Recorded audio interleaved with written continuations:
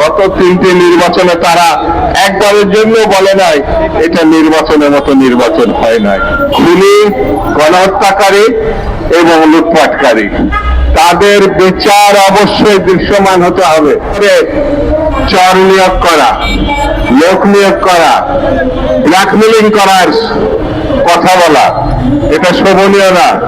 গণতন্ত্রের জন্য আইনের শাসনের প্রেক্ষিতে এটা পানিশমেন্ট যোগ্য, এটা বেআইনি।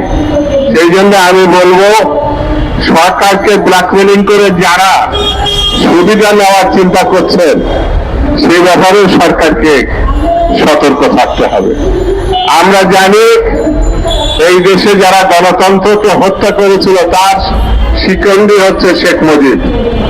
৭২-৭৫-এর কথা স্মরণ করলে দেখবেন শেখ মুজিবুর রহমান সাহেব গণতন্ত্র স্বাধীনতার কথা বলে ৩ বছরে বাকশাল গঠন করেছিলেন, রক্ষী বাহিনী গঠন করেছিলেন, ৪০ থেকে ৫০,০০০ নেতাকর্মী খুনি, গণহত্যাকারী এবং লুটপাটকারী তাদের বিচার অবশ্যই দৃশ্যমান হতে হবে। এই খুনিদের কোনোভাবে পুনর্বাসন করা যাবে না এবং এই খুনিরা যতক্ষণ পর্যন্ত থাকবে পার্শ্ববর্তী একটা দেশ বাংলাদেশকে বিপন্ন করবে এবং এই দেশ আমাদের আগাগোড়া সবসময় গত ৫৪ বছর ধরে আমাদের দেশটাকে নিজের কলোনি হিসাবে, নিজের দেশ না, বন্ধু না, তারা আমাদেরকে শোষণ করেছে, এখনো তারা শোষণ করে যাচ্ছে।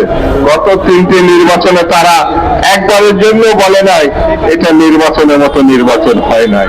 সেই জন্য বন্ধুরা আমরা মনে করি এইসব বিপদ আপদ ষড়যন্ত্র রুখতে হলে আমাদেরকে ঐক্যবদ্ধ থাকতে হবে এবং ঐক্যবদ্ধ না থাকলে আমাদের যা অর্জন, গণতন্ত্রের যে সম্ভাবনা সেটা ধ্বংস হয়ে যাবে, সেটা আমরা প্রতিষ্ঠা করতে পারবো না। সেই জন্য সকলকে ঐক্যবদ্ধ থাকার আহ্বান জানিয়ে এবং শেষ দিন পর্যন্ত লড়াই চালিয়ে যাওয়ার আহ্বান জানিয়ে